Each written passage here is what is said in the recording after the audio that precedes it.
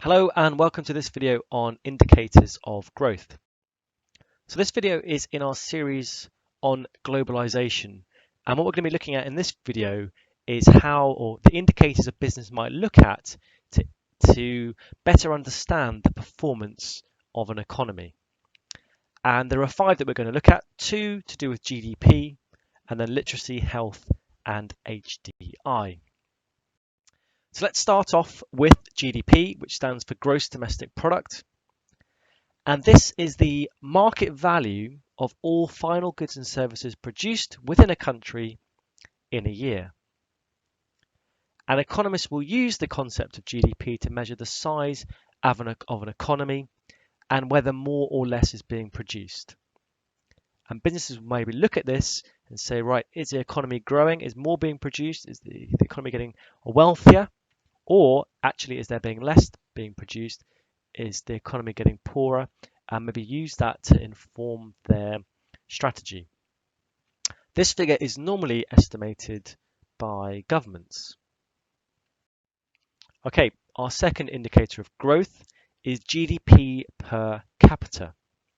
And this is calculated by taking the GDP, the national income, or the GDP, and dividing it by the population. So saying how much is being produced per person. And this is commonly used to measure a country's living standards. As the output per person rises, you could assume that there are more goods and services for each individual within that country, and so that living standards should rise.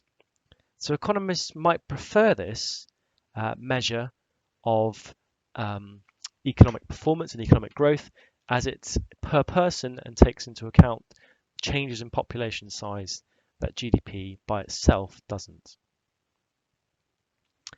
It's normally expressed in US dollars, and so that allows for comparisons between nations. And on the right hand side here, we can see that comparison, and we can see that the countries with the highest GDP per capita tend to be North America, Western Europe, Australasia, or you do get some countries like Saudi Arabia, because of their oil production, have a very high level of output per person. The lower levels of output per person, lower standards of living, tend to be around Africa, particularly sub-Saharan Africa and Central Africa, as well as some parts of Southeast Asia.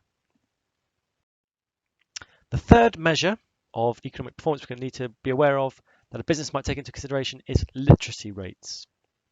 So the percentage of the population that can read and write. And this is considered a key indicator of growth.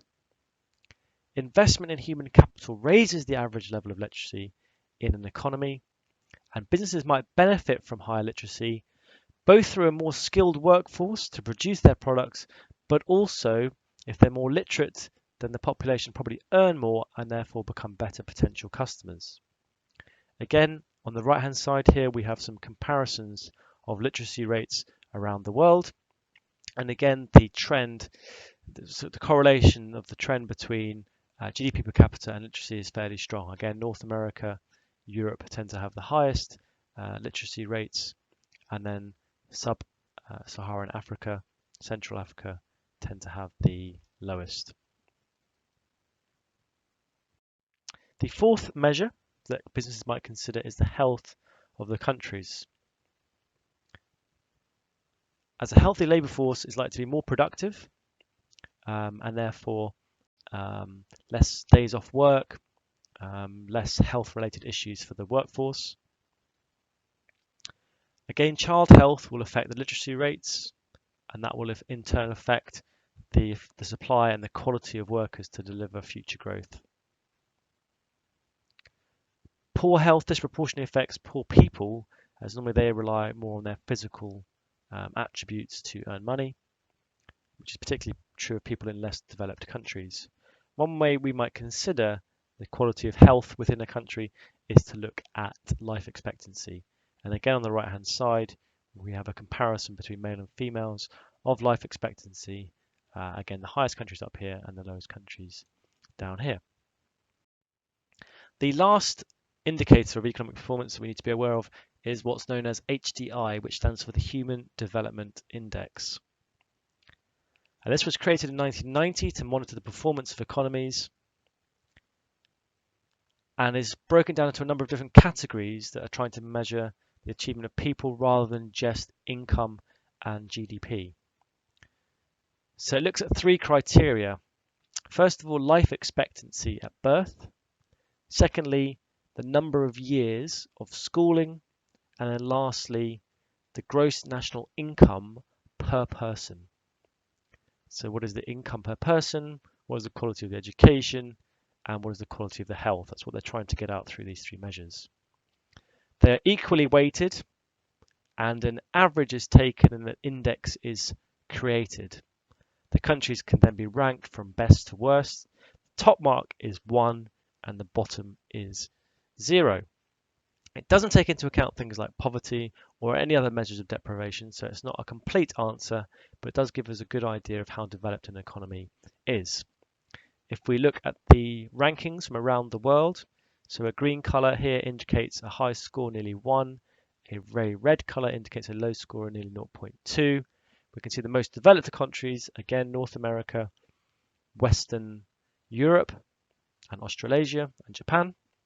And then some of the less developed countries, again, Sub-Saharan Africa, some Southeast Asian countries score lower. So in this video, we've looked at key indicators of economic growth. We need to understand that businesses might use this information to interpret their strategies. So for example, if you have a business that is targeting a certain demographic, maybe elderly people, then health might be a key and life expectancy might be a key measure of the economy's performance that they would need to look at. If they're looking at luxury designer clothing, then maybe GDP per capita will be an important consideration.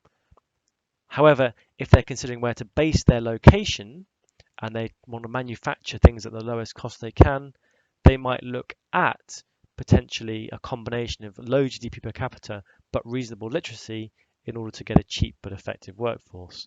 So businesses should be able to interpret these figures to inform their strategy. That's it. Thanks very much.